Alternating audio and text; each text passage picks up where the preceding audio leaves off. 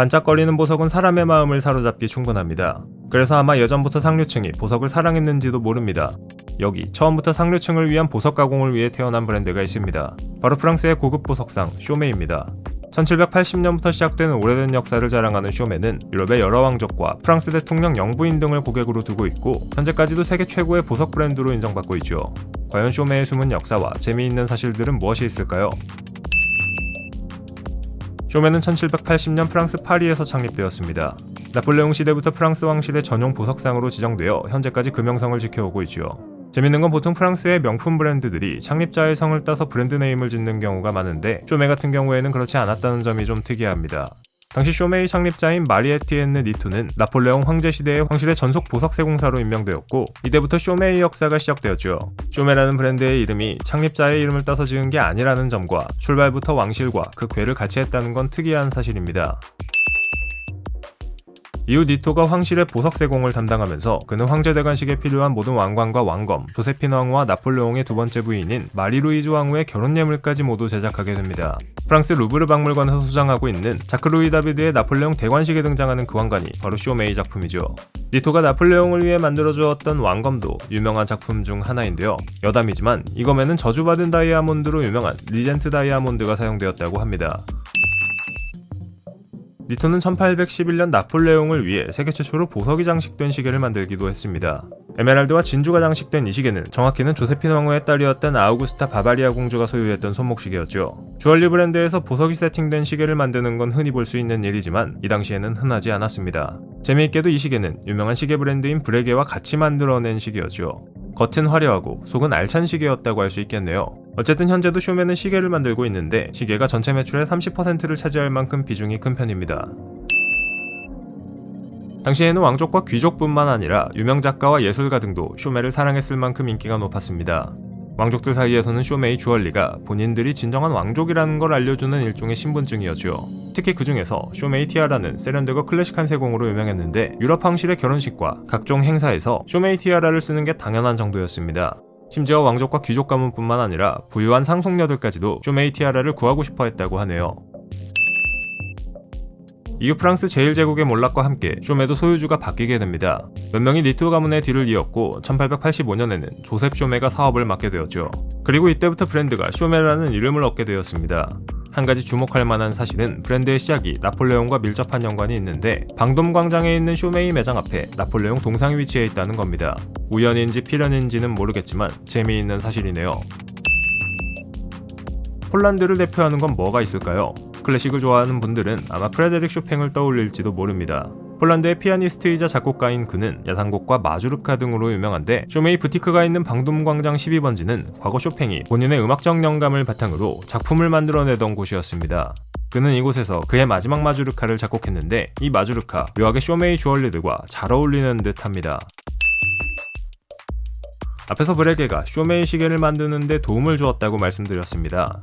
브레게는 이후에도 쇼메와 이어지게 됩니다. 1970년대 쿼츠 파동으로 인해 브레게가 어려워지자 역사적인 시계 브랜드가 망하는 걸 안타깝게 생각한 쇼메는 브레게를 인수했습니다. 하지만 1999년 브레게가 스와치 그룹에 인수되면서 쇼메와는 이별을 고했습니다. 그리고 쇼메는 1999년 LVMH 그룹에 인수되었습니다. 어쩌면 럭셔리함의 대명사인 쇼메 그리고 명품 그룹 LVMH의 만남은 우연이 아니었을지도 모르겠다는 생각이 듭니다. 그렇다면 어떻게 쇼메가 최고의 주얼리 브랜드 중 하나가 되었을까요? 오늘의 쇼메가 최고의 자리에 오르게 된 배경에는 설립 초기부터 지금까지 일관되게 유지하고 있는 디자인 철학과 실험 정신이 있었습니다. 우선 쇼메만이 갖는 특유의 우아한 디자인이 사람들을 매료시켰죠. 그리고 세계 최초로 스틸에 다이아몬드를 세팅시키는 혁신적인 기술을 개발한 것처럼 쇼메의 창의적인 실험 정신은 새로운 디자인을 창조해냈고 이를 바탕으로 세계 어느 곳에서나 인정받는 쇼메의 브랜드 아이덴티티를 만들어냅니다.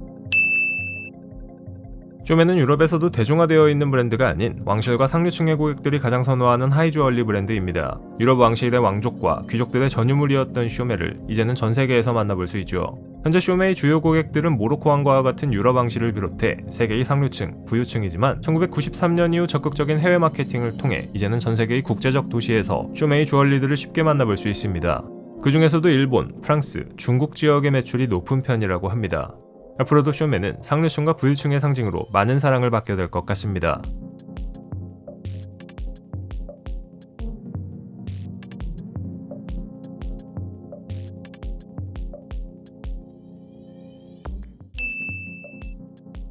지나치면서 한 번쯤은 그 이름을 들어봤을 시계 브랜드가 있습니다. 오늘 설명할 스위스 출신의 피아제는 보석 전문 브랜드처럼 보이지만 기계식 시계 분야에서 길고 권위 있는 역사를 가지고 있는 걸로 유명하죠. 스위스에서 창립된 후 시간이 지나며 피아제의 시계는 장인 정신과 우아함 덕분에 전 세계적으로 알려지게 되었는데요. 이런 피아제의 숨은 이야기와 역사들을 알게 된다면 아마 여러분들은 놀라게 될 겁니다. 피아제는 1874년 당시 19살이던 조르주 에드와르 피아제에 의해 설립되었습니다. 재밌게도 조르주는 필요한 것보다 더 잘해야 한다는 모토를 가지고 살았는데 그의 삶을 살펴보면 그가 자신의 좌우명에 충실했다는 게 밝혀집니다.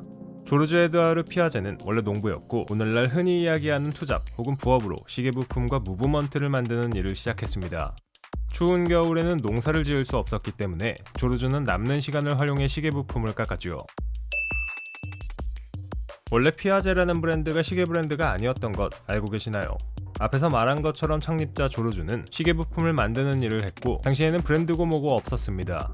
회사의 경영권이 그의 손자에게로 넘어간 1943년이 되어서야 피아제라는 브랜드가 탄생할 수 있었죠. 가문의 이름을 딴 브랜드가 다이얼에 새겨진 이후로 피아제는 세계에서 가장 우아한 시계들을 만드는 걸로 이름을 알려왔습니다.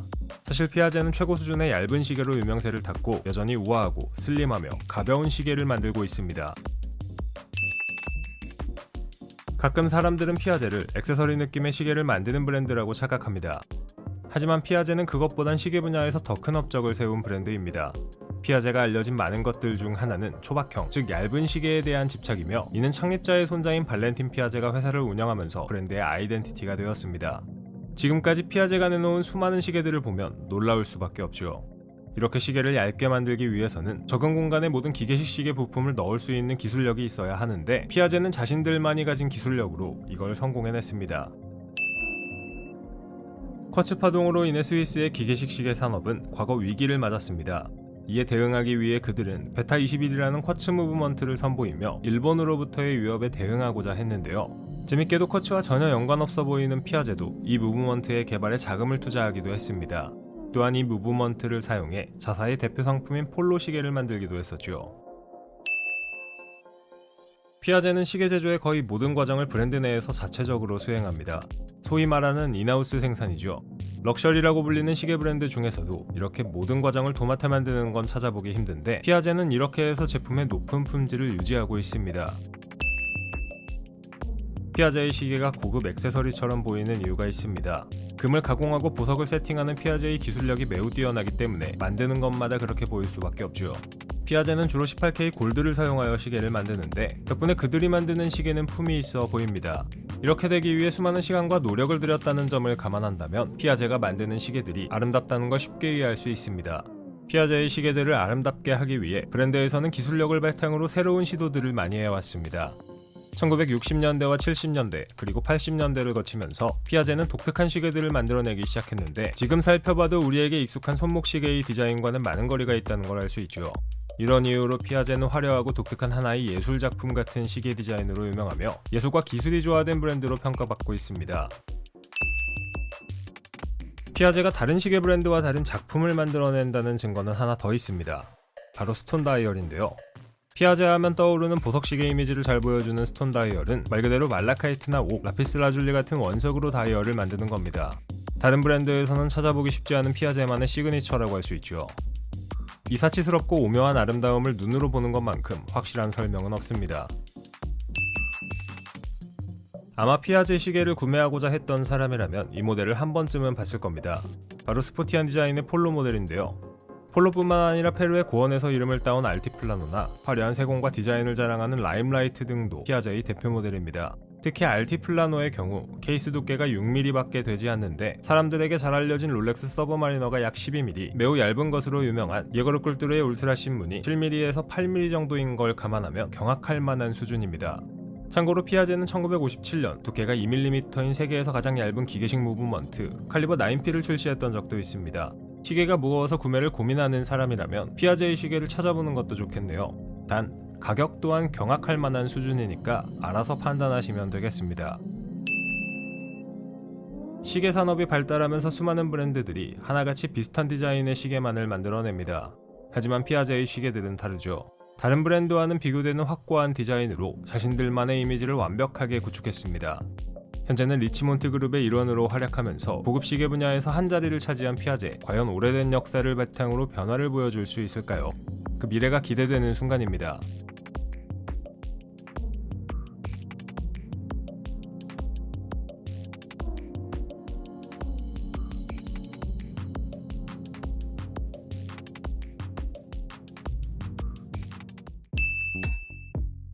금박으로 장식된 빨간색의 박스, 명품과 패션에 관심이 많은 사람이라면 모를 리가 있을까요? 바로 프랑스 출신의 까르띠에 이야기입니다. 1847년 설립된 까르띠에는 시계와 주얼리 두 분야 모두에서 오랜 기간 동안 사람들에게 인기를 얻고 있죠. 탱크와 산토스부터 러브까지 수많은 히트작들을 내놓으며 유명해진 까르띠에의 숨은 역사와 재미있는 사실들은 과연 무엇이 있을까요? 까르띠에의 창립자인 루이 프랑세즈 까르띠에는 원래 보석세공사였습니다. 당시 아돌프 피카드라는 보석가게 사장 밑에서 일하던 그는 자신이 일하던 보석 아틀리에를 인수해 사장이 되었고 까르띠에라는 이름을 붙이게 되었죠. 티파니가 은이라면 까르띠에는 백금입니다. 이게 무슨 소리냐고요? 창립자의 아들 알프레드 까르띠에가 회사를 물려받았던 19세기 당시 은이나 금을 귀금속 재료로 주로 사용했고 백금 소재는 가공하기 어려워 사용되지 않았습니다. 당시 까르띠에의 경쟁사였던 티파니는 이미 정교한 은세공 기술로 명성이 자자했죠. 경쟁사인 티파니를 이기기 위해 알프레드 까르띠에는 백금을 귀금속 세공에 이용합니다. 백금 혹은 플래티넘은 은이나 금과는 달리 다이아몬드와 루비 같은 보석 고유의 빛을 은은하게 반사하는 특성이 있었고 이를 통해 훨씬 더 경쟁사보다 부각되는 디자인을 구현할 수 있었습니다.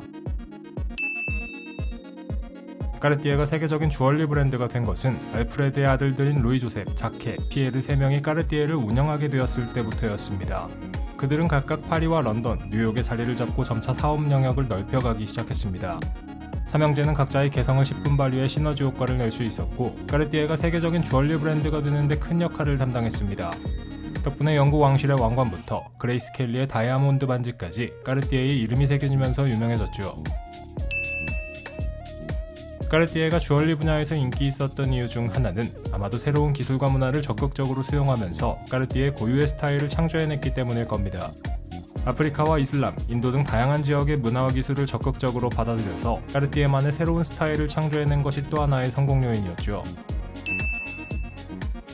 현재 뉴욕에 위치한 까르띠에 플래그십 스토어는 진주 목걸이 하나로 얻은 건물입니다.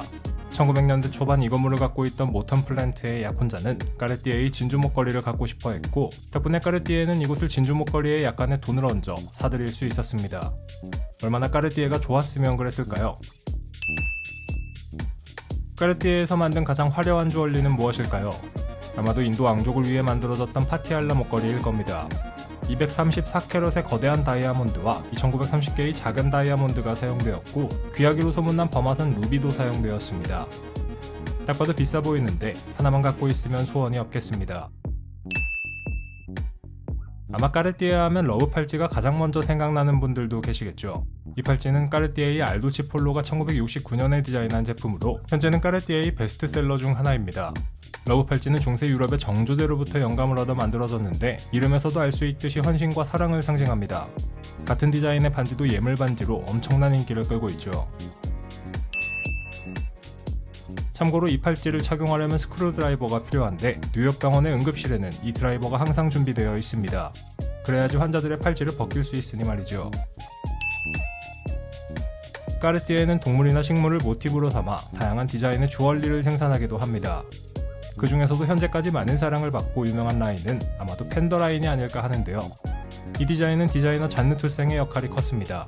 펜더 라인은 잔느 투생과 연인 관계였던 루이 조세 까르띠에가 아프리카에서 보았던 표범을 모티브로 디자인했고 이후 까르띠에의 아이콘이 되었습니다. 가격은 물론 매우 비싸죠.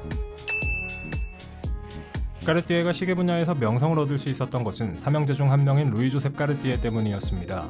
그는 유독 시계에 관심이 많았는데 까르띠에의 보석 세공술과 디자인 기술을 활용해 다양한 벽시계와 탁상시계를 만들기 시작했습니다. 당시 실력 있는 시계장인들과 함께 일하면서 시계 제조 기술을 쌓아갔고 까르띠에가 이후 시계 분야에서 명성을 날릴 수 있도록 하는 밑받침이 되었습니다. 1900년대 초반의 손목시계는 여성용이었습니다. 지금처럼 시간을 확인하는 도구가 아닌 장신구 역할을 했죠. 알프레드의 친구 중 한 명이었던 알베르토 산토스 듀몽은 당시 남성들이 널리 사용하던 회중시계를 사용하는 게 불편했나 봅니다. 그 이유는 그가 비행사였기 때문인데요. 비행 중에 시계를 보는 것이 불편하다고 루이 조셉 까르띠에에게 불평을 했고, 루이는 친구를 위해 실용적인 시계를 만들게 되었습니다. 이것이 바로 오늘날 우리가 알고 있는 최초의 현대적인 손목시계 산토스입니다. 산토스 모델은 현재까지도 생산되고 있고 가장 역사가 오래된 손목시계 중 하나로 사랑받고 있습니다. 애플워치도 이 모델로부터 영감을 받아 제작되었죠. 아마도 현재 까르띠에를 대표하는 시계라고 한다면 탱크라인이 아닐까 하는데요. 이 시계는 1차 대전 때 프랑스의 서부 전선에 처음 투입되었던 르노 탱크의 모습을 본따서 만들어졌습니다. 출시 이후에는 수많은 명사들이 착용해서 유명세를 떨친 시계고요.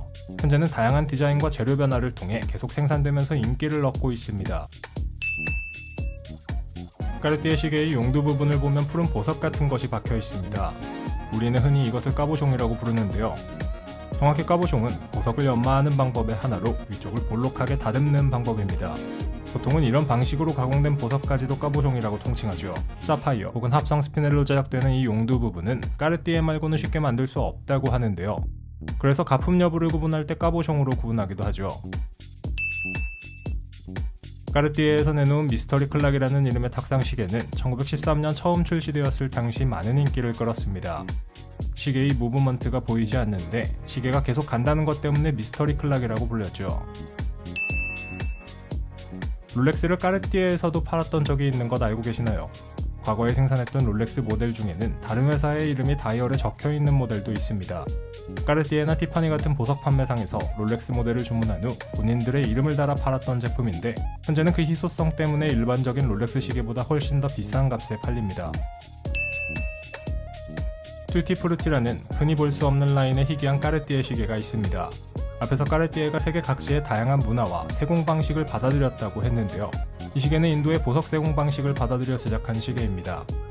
이 시계는 그 독특함 때문에 1920년대와 30년대 왕족들과 귀족들의 사랑을 받았죠. 아마 까르띠에 시계를 중고로 사려고 찾아보신 분들 중에서는 다이얼에 머스트드 까르띠에라고 적힌 시계를 보신 분들이 있을 겁니다. 까르띠에는 까르띠에인데 뭔가 좀 이상해서 짝퉁 같다고요. 이 머스트드 까르띠에는 1970년대 출시되었던 저가 라인으로 고급 금속 대신에 은이나 저렴한 금속 등을 넣어 생산했던 라인입니다. 까르띠에를 저렴하게 만나보고 싶은 분들에게는 아쉬운 이야기지만 현재는 생산이 중단되었죠. 까르띠에도 자체적으로 무브먼트를 제작하는데요. 칼리버 1904MC가 바로 그것입니다. 자사이 시계 제품에 들어가는 자체 제작 무브먼트로 186개의 부품을 사용해 만들어졌다고 합니다. 그렇다고 해서 비싼 돈을 주고 이 무브먼트가 들어간 시계를 꼭 사야 하는 건지는 잘 모르겠네요.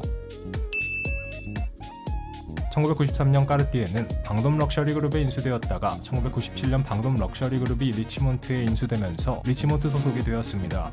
리치몬트 산하에서 그 이름을 더욱 널리 알려가며 대표적인 럭셔리 브랜드로 사랑받는 까르띠에, 과연 미래에 어떤 방식으로 더 유명해지게 될까요? 지금도 이미 명품의 대명사로 자리 잡은 이 브랜드는 어떤 방식이든 계속 사람들에게 사랑받게 될 것 같습니다. 미래가 기대되는 순간이네요.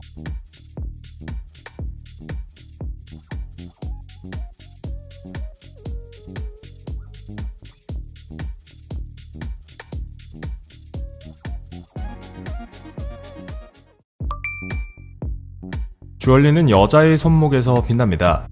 때로는 그것이 사회적 지위를 나타내주는 소품이 되기도 하고 개성을 보여주는 하나의 오브제가 되기도 하죠. 그리고 여러분들도 아시다시피 남자의 손목에는 시계가 존재합니다. 이 두 개를 모두 잡을 수 있다면 바로 스위스 출신의 하이주얼리 및 시계 제조사 쇼파드의 이야기입니다. 우리에게는 고급 주얼리로 친숙한 이 브랜드, 사실은 최고급 시계와도 밀접한 연관이 있다고 하는데요. 과연 이게 어떻게 된 일일까요? 쇼파드는 지금으로부터 161년 전인 1860년 루이 율리스 쇼파드에 의해 창립되었습니다. 지금 우리에게는 귀금속으로 더 유명하지만 사실 그는 쇼파드를 창립하기 이전부터 시계 제작자의 길을 걸었습니다. 창립 이후에도 계속 쇼파드라는 이름으로 시계를 만들어 왔던 것이죠.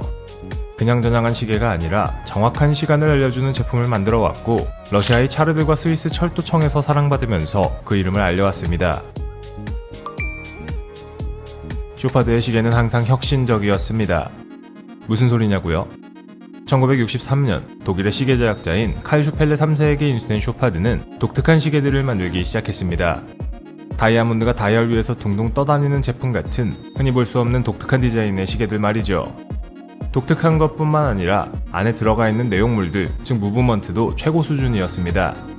쇼파드도 스위스 시계가 유명해지는데 한몫 단단히 했고 우리가 그걸 잘 모르고 있었던 것 뿐이죠. 남자의 3대 취미인 차, 시계, 오디오 중 두 가지는 밀접한 연관이 있습니다.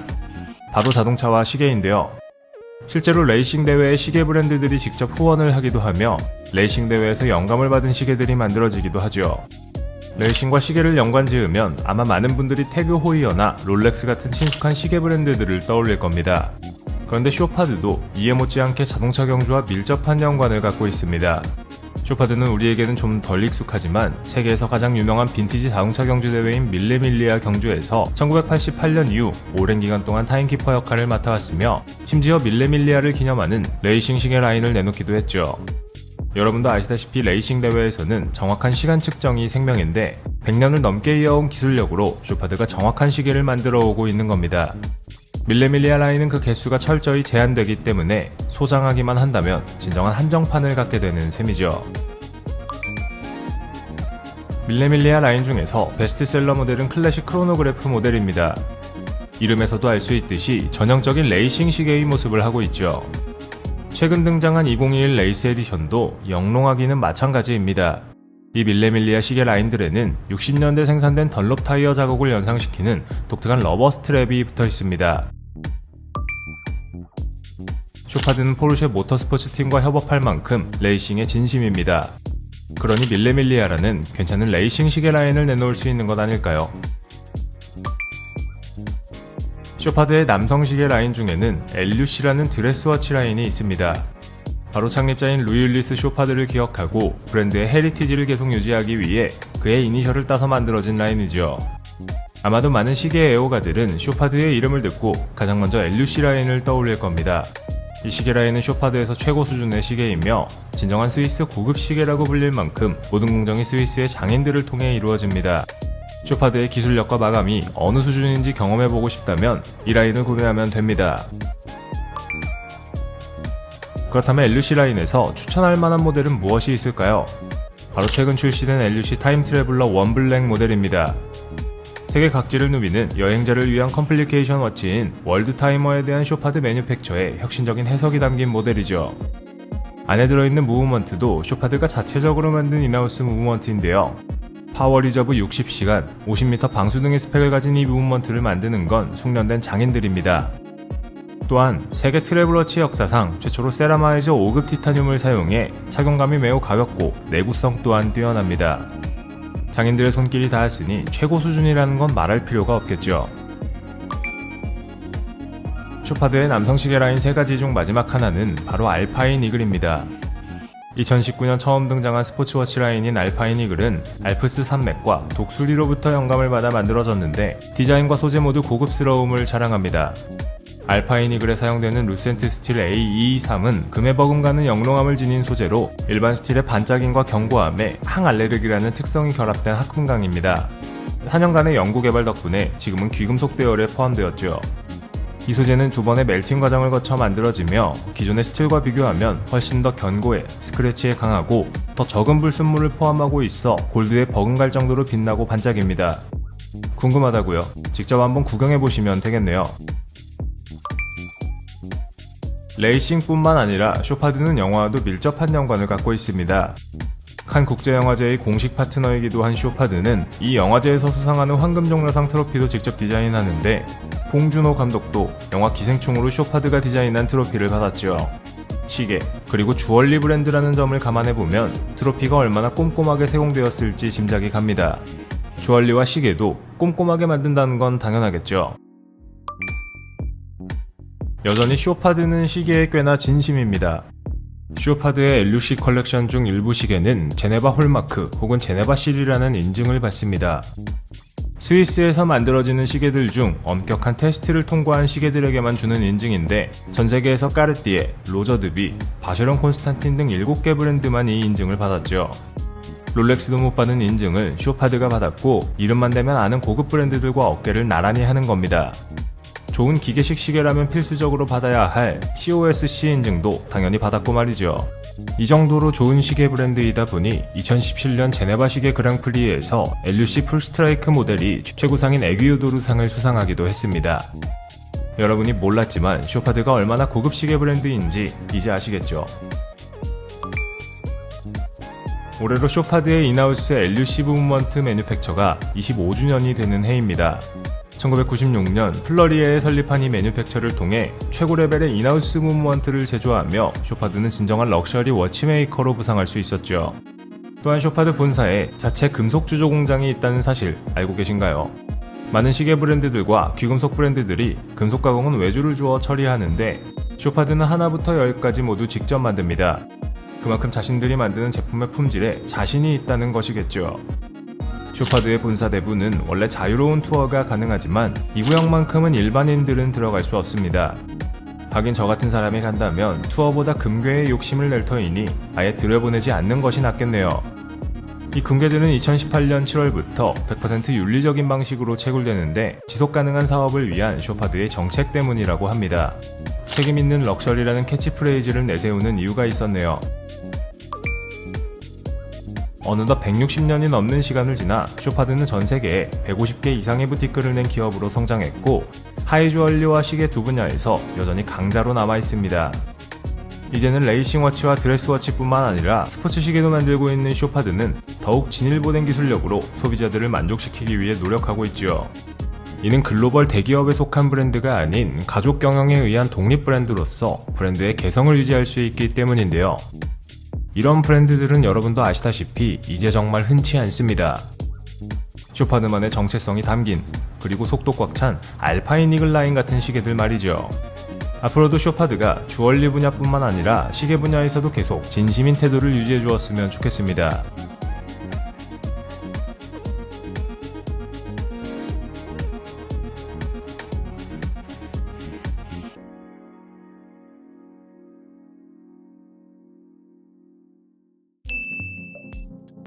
고급 주얼리 브랜드 중에서 빼놓을 수 없는 브랜드가 있습니다. 유명한 예술가 앤디 워홀은 이 브랜드의 매장에 가면 마치 미술 전시회를 가는 것과 같다고 했죠. 이 브랜드는 예술품처럼 감각적인 제품들을 만들어내는 이탈리아 출신의 불가리인데요. 주얼리를 좋아하시는 분들이라면 한 번쯤은 들어봤을 이탈리아에서 가장 오래된 주얼리 브랜드로 현재에도 많은 사랑을 받고 있습니다. 과연 이 브랜드의 숨은 역사와 재미있는 사실들은 어떤 것들이 있을까요? 불가리의 역사는 1884년부터 시작됩니다. 우리에게 익숙한 불가리라는 로고는 라틴 알파벳으로 쓰여졌는데 이는 그리스인 창립자 소티리오 불가리의 이름으로부터 따와 만들어졌죠. 그는 원래 은세 공품을 만들었는데 이 제품들이 관광객들에게 많은 사랑을 받았고 여기에서 가능성을 본 소티리오는 로마의 시스타나 거리에 첫 매장을 열게 됩니다. 소티리오가 죽은 이후에는 후손들이 물려받아 불가리를 가족 사업으로 2010년대까지 운영해왔죠. 그리스인이 로마에서 만든 브랜드라는 독특한 이력을 가진 불가리, 세르펜티나 비제로원 같은 불가리의 제품들을 한 번이라도 본 적이 있다면 그 이력만큼이나 제품들이 꽤나 독특하다는 생각이 들 겁니다. 재밌게도 이 디자인을 창조해내기 위해 불가리는 방대한 유산을 품은 로마에서 영향을 많이 받았다고 하는데요. 불가리는 이 유산들이 가진 의미와 표현 방식들을 자사의 제품에 그대로 녹여내고자 했습니다. 불가리는 로마뿐만 아니라 고대 그리스의 고전주의, 르네상스 시기, 그리고 아르데코 스타일에서 영감을 받아 장신구를 만들었는데 이로 인해 다른 경쟁 업체들이 따라올 수 없는 불가리만의 독특한 주얼리를 만들어냈죠. 불가리 제품의 또 다른 특징은 다양한 컬러의 원석과 보석들 그리고 소재들을 사용해 뛰어난 퀄리티의 제품을 만든다는 겁니다.